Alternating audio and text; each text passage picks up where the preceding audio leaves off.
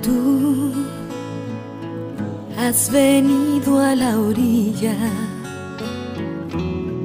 no has buscado ni a sabios ni a ricos, tan solo quieres que yo te siga. Evangelio según San Marcos. Comienzo de la buena noticia de Jesús, Mesías, Hijo de Dios. Como está escrito en el libro del profeta Isaías: Mira, yo envío a mi mensajero delante de ti para prepararte el camino. Una voz grita en el desierto: preparen el camino del Señor, allanen sus senderos. Así se presentó Juan el Bautista en el desierto, proclamando un bautismo de conversión para el perdón de los pecados. Toda la gente de Judea y todos los habitantes de Jerusalén acudían a él, y se hacían bautizar en las aguas del Jordán, confesando sus pecados. Juan estaba vestido con una piel de camello y un cinturón de cuero, y se alimentaba con langostas y miel silvestre.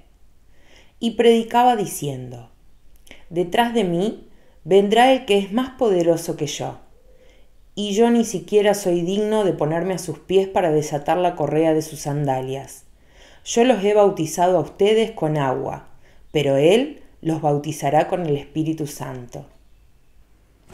Hola amigos y amigas, nuestro texto de hoy comienza diciendo justamente esta palabra: comienzo de la buena noticia de Jesús, Mesías, Hijo de Dios. Comienzo, principio, inicio. Esta palabra que se utiliza para referirse también a la creación, como si el evangelista nos estuviera sugiriendo una nueva creación. También San Juan en su prólogo dice: en el principio existía el Verbo y el Verbo era Dios. Ahora, este término, inicio, comienzo, no expresa tanto el inicio como un empezar, sino como el fundamento. El evangelista está poniendo el fundamento de la buena noticia, del evangelio. ¿Y quién es este fundamento? Un personaje que vive de lo esencial, que tiene como lugar vital el desierto. Juan el Bautista. Juan el Bautista tiene una certeza: para que pueda suceder algo nuevo es necesario vivir de lo esencial y en el silencio, en el vacío, en el desapego, en la soledad y en la escucha. De lo contrario, solo será una árida repetición. Todo sucederá como siempre. El Bautista entonces prepara la llegada de Jesús retirándose al desierto, un lugar que representa que no hay más un yo o un mío. Y entonces esto hace posible que suceda la acción del todo por excelencia y con mayúsculas. El significado profundo de nuestra vida es pobreza, es un vacío como posibilidad. Somos como un vaso que se vacía de agua para ser entonces llenado de vino. El desierto, la soledad, el silencio, es el paso que necesariamente hay que dar para que surjan palabras sensatas, pensamientos constructivos, buenas relaciones. Y este paso también hace posible que entonces surjan a nuestro alrededor presencias fecundas. Vivir silenciosamente nos permite tomar distancia de cómo estamos viviendo y darnos cuenta de cuánto nos equivocamos al medir las relaciones, la situación de los acontecimientos. Es que solo cuando tomamos distancia de un cuadro podemos percibir toda su belleza y toda su verdad. Buena noticia, esto dice el texto de hoy. En griego es evangelion. no es una expresión original de Marcos, esta expresión buena noticia, evangelion. Cuando se daba la noticia del nacimiento del hijo del rey, a eso se le llamaba evangelio. Cuando se daba la noticia del triunfo en una guerra, también se utilizaba la expresión evangelio. O cuando se daba la noticia de la curación de un enfermo. Es una bella noticia, una buena noticia. La palabra evangelio quiere decir eso. En el Nuevo Testamento, el término evangelio aparece 76 veces y evangelizar aparece 54 veces. Pero Marcos, el escritor del evangelio, no quiere darnos una estupenda noticia respecto a algo que acontece, sino a alguien que acontece. Ese alguien es Jesús. Él es la buena noticia. Diríamos que es al mismo tiempo la carta y el cartero. Nos preguntamos, ¿cuál es el evangelio que nosotros presentamos? Nos toca a nosotros hoy presentar esta grande, esta bella noticia. Nos preguntamos, ¿cuál es el rostro de Dios que nosotros presentamos? Porque puede que presentemos a un rostro de Dios inventado por nosotros mismos, por nuestros prejuicios. Nos preguntamos si hemos anunciado, si estamos anunciando el amor incondicional de Dios o alguna otra cosa inventada por nosotros. Cuando alguien escucha una bella noticia, debería sentirse atraído por esa bella noticia. De pronto, si no hay una atracción, es porque esa bella noticia, esa buena noticia, puede que no haya sido presentada como tal. Comienzo de la buena noticia de Jesús, Mesías, Hijo de Dios. En primer lugar, el nombre propio, Jesús. Debajo de este nombre propio, Jesús, palpita otro nombre, que es el nombre Josué, aquel que hizo posible que el pueblo de Israel, el pueblo hebreo, entrara finalmente a la tierra prometida. Jesús y Josué son nombres que están emparentados en su raíz. Luego el título Mesías. Mesías es la palabra hebrea que luego al griego se traduce como Cristo, que es el ungido. El Cristo es el ungido. El Mesías que esperaba el pueblo de Israel, el ungido. Y luego la expresión Hijo de Dios. ¿Qué es la expresión Hijo de Dios? La expresión Hijo, aquel en el cual el Padre se ve reflejado. Esto quiere decir Hijo, en la mentalidad del tiempo de Jesús. No tanto aquel que es engendrado por, sino aquel que es semejante a. Por lo tanto, el Hijo es aquel que se asemeja al Padre en su modo de pensar, en sus opciones vitales. Este es el Hijo. Y si nosotros vemos el pasaje de la crucifixión y el pasaje del bautismo, encontramos ahí esta expresión, Hijo de Dios. En la crucifixión se dice, al verlo expirar, el centurión que estaba frente a Jesús exclama, verdaderamente este hombre era el Hijo de Dios. Es que ahí se revela plenamente quién es el Hijo de Dios. En el Calvario se revela el amor pleno de Dios presente en el Hijo. Y luego también en el bautismo, una voz dice desde el cielo, tú eres mi Hijo muy querido, en quien tengo puesta mi predilección. Es que el bautismo de alguna manera es germinalmente el relato de lo que va a ser la crucifixión y el Calvario. Es el Hijo de Dios. Esto quiere decir que cuando vemos a Jesús de Nazaret, contemplamos al Padre. En Jesús vemos el rostro humano de Dios y el rostro divino del hombre. Marcos no inicia su evangelio con el nacimiento de Jesús. No hay relatos en Marcos, no hay relatos de la infancia, del nacimiento de Jesús. A él le interesa lo que sucedió con Jesús desde el bautismo hasta su Pascua. En Marcos vamos a encontrar en este texto que acabamos de leer esta expresión, como está escrito en el libro del profeta Isaías. ¿De qué Isaías se trata?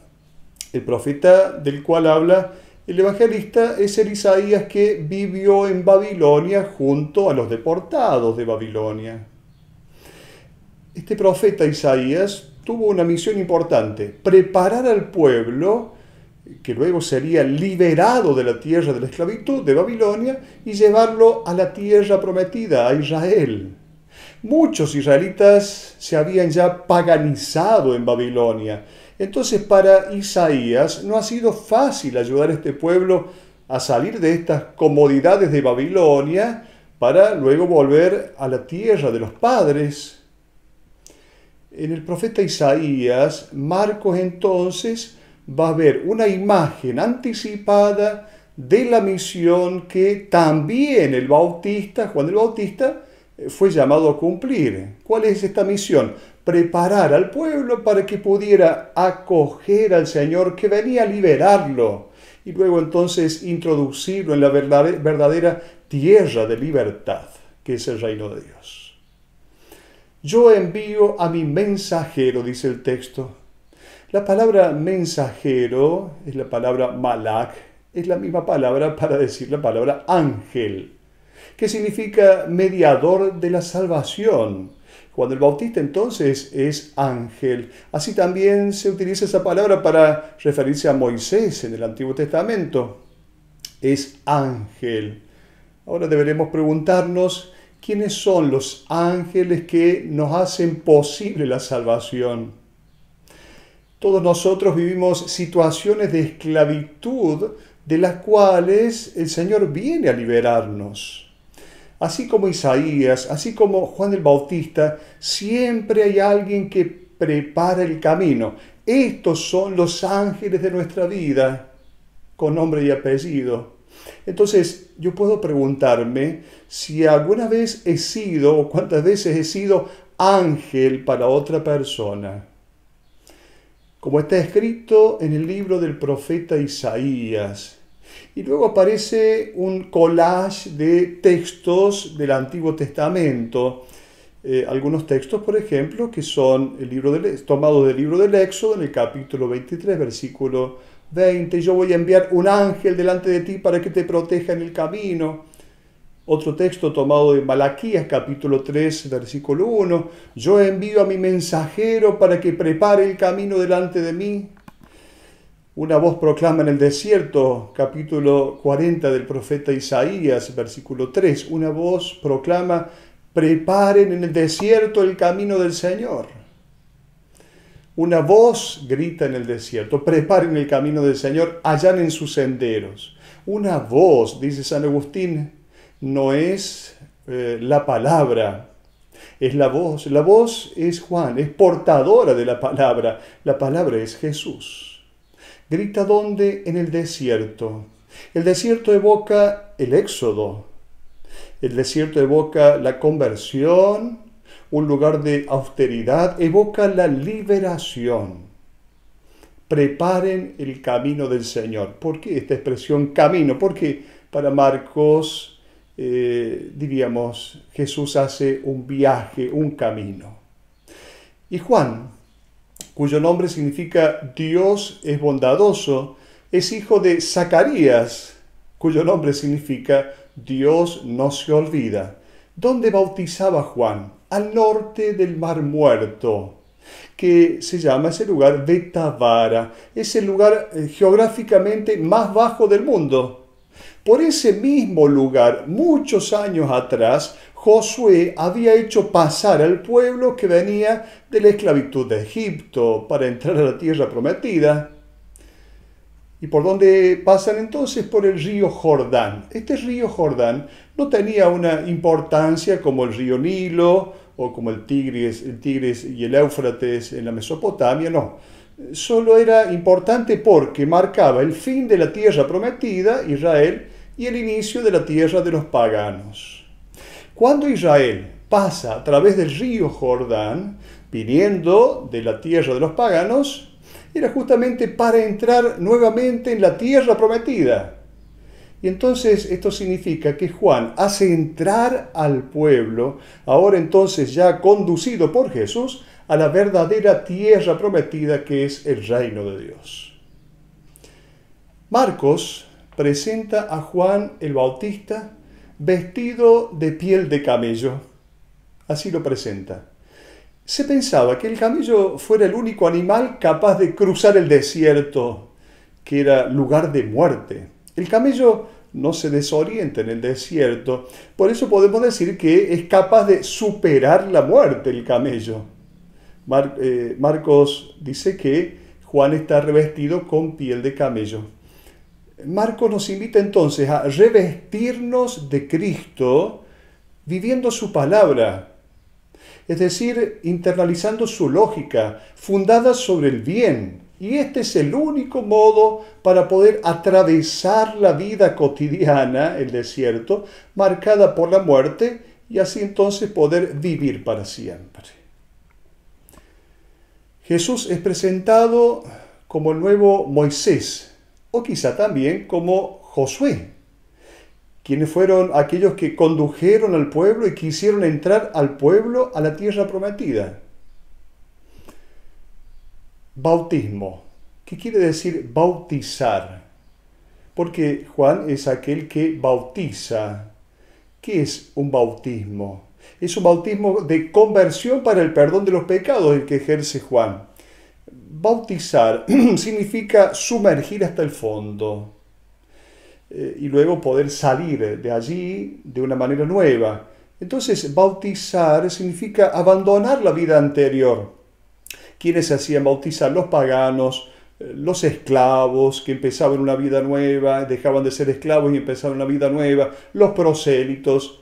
Era, digamos, la muerte al pasado, el momento en el cual era sumergido alguien en las aguas, era la muerte al pasado, y entonces salir del agua era iniciar una vida nueva.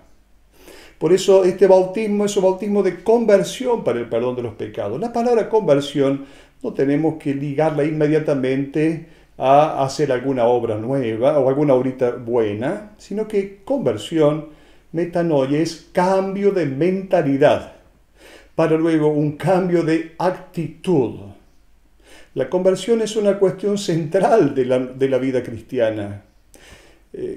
Diríamos en primer lugar, la conversión respecto de nuestro modo de entender a Dios, porque no es indiferente la imagen de Dios que nosotros tengamos. El modo de relacionarnos con Dios muchas veces condiciona el modo de relacionarnos con los demás. Si nosotros creemos en un Dios que castiga, que premia, bueno, de esa manera quizás funcionaremos también en relación con los demás.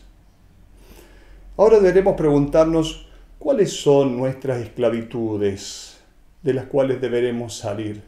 Deberemos reconocerlas, en primer lugar, conocerlas y luego reconocerlas. Por ejemplo, no es lo mismo placer que felicidad. La felicidad tiene que ver fundamentalmente con el amor.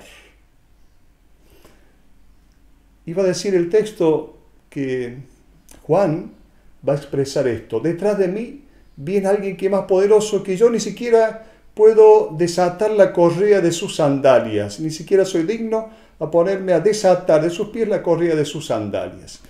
¿A qué hacía referencia esto de las sandalias? Existía una ley, que era la ley del levirato, que obligaba al hermano de un difunto, si éste no ha tenido descendencia, a casarse con la viuda. Lo dice el libro del Deuteronomio capítulo 25.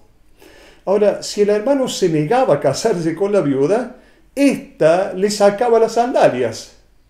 Con este gesto se verificaba que entonces el cuñado no le daría fecundidad. Cuando Juan dice que no es digno de sacar las sandalias de los pies de Jesús, intuye entonces que Jesús es el esposo que hará fecundo a Israel su pueblo. Yo los he bautizado a ustedes con agua, dice Juan, pero Él los bautizará con el Espíritu Santo. En estos días de calor a veces nos ponemos a regar las plantas y bañamos un poquito las hojas por afuera, es el bautismo del agua, diríamos.